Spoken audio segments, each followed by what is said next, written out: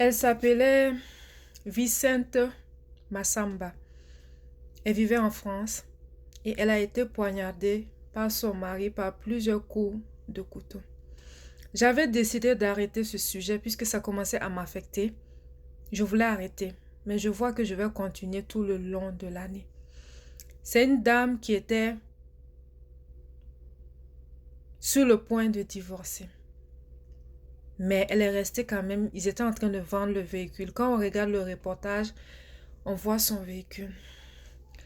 Et j'ai entendu que la dame était allée se plaindre pour raison de violence psychologique.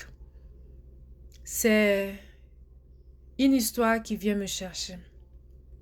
Les femmes, depuis 5-6 ans, je me bats pour la cause de la femme depuis 2019. C'est pas maintenant que ça a commencé. Je travaillais beaucoup à l'ombre. J'aimerais parler aux parents. Quand votre fille vient se plaindre, pour qu'une femme porte ses pieds pour aller se plaindre de quelque chose, ça veut dire qu'elle est vraiment à bout. Sinon, la femme de nature, on supporte beaucoup. On n'aime pas raconter ce genre de choses-là. J'aimerais parler aux femmes. Apprenez à soutenir, aux parents, apprenez à soutenir vos enfants. Apprenez à les protéger. Tout n'est pas que, il faut rester supporté, un jour ça va changer. J'aimerais parler aux serviteurs de Dieu, aux servantes de Dieu. Quand une femme vient vous parler, soutenez-la, écoutez-la, protégez-la. Dans certaines situations, il faut que les personnes se séparent pour que tout le monde aille réfléchir. C'est un temps qui va aider ces personnes-là. Souvent, avec la colère, ça peut aller très loin. Elle a 4 enfants. Voici, les enfants seront privés de leurs parents puisque la mère est décédée, le papa va aller en prison. Qui va s'occuper de ces enfants? 4 enfants qui vont se retrouver dans les mains peut-être des services sociaux, ainsi de suite. Si Dieu fait grâce, ils seront dans la même famille. Sinon, ils vont vivre séparés. Ce sont des enfants qui vont peut-être grandir avec beaucoup de choses. Et ça aurait pu être évité. La famille. Je parle aux femmes. La violence psychologique est la violence la plus dure. Psychologiquement, tu souffres au fond de toi. Je viens de raccrocher avec une personne aussi. C'est pourquoi j'ai décidé de parler de cette histoire. Et on va continuer de parler tout le long de l'année. Il faut que les choses changent. Je suis sûre que si tu demandes au monsieur là même, il regrette actuellement. La veille, la dame faisait des TikTok. Elle était heureuse, elle était épanouie. Elle était sortie avec des amis. On la voyait épanouie dans la vidéo. Elle est revenue. Est-ce que c'est une crise de jalousie? Est-ce que c'est quoi? Je ne sais pas. Quand vous êtes en phase de séparation, examinez la situation.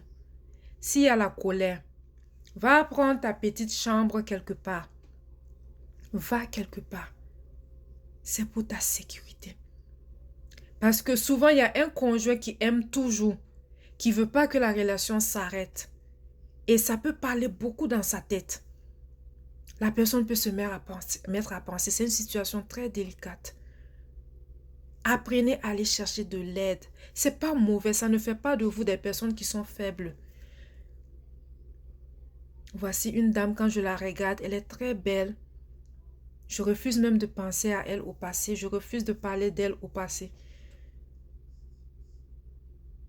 À un moment donné, si ça fait plusieurs mois, plusieurs années que les choses ne changent pas, séparez-vous dans la paix du Seigneur.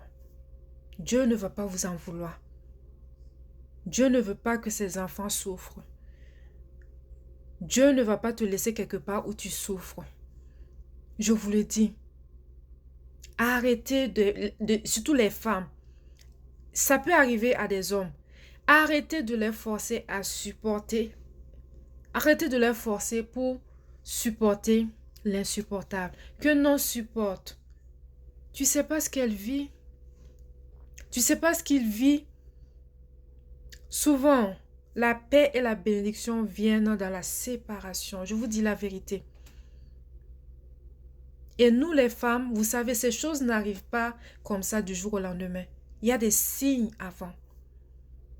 Quand tu n'as pas la paix, quand tu as l'impression que tu dois marcher sur des œufs, Tu dois faire attention à ta manière de parler. Quand tu te sens surveillé, quand tu sens une jalousie extrême, il faut te chercher en douce. Et ces choses se préparent en douceur. Tu n'avertis pas. Même pour passer des appels, tu ne restes pas à la maison pour passer des appels. Tu vas dehors. Tu fais attention. Parce que ça peut aller très très loin. C'est triste, c'est lamentable, c'est déplorable. Et continuons de parler pour la sensibilisation. Ce n'est pas qu'on veut pousser les gens à se révolter, mais c'est trop. D'accord? C'est trop de cas de féminicide. C'est trop. Donc, c'était ma petite vidéo de la journée. On va essayer de reprendre, d'en parler le plus pour la sensibilisation. Et les choses vont changer par la grâce de Dieu. C'est triste. Seigneur, que le Seigneur apaise les cœurs, surtout des enfants, dans ces situations difficiles. Et à très bientôt.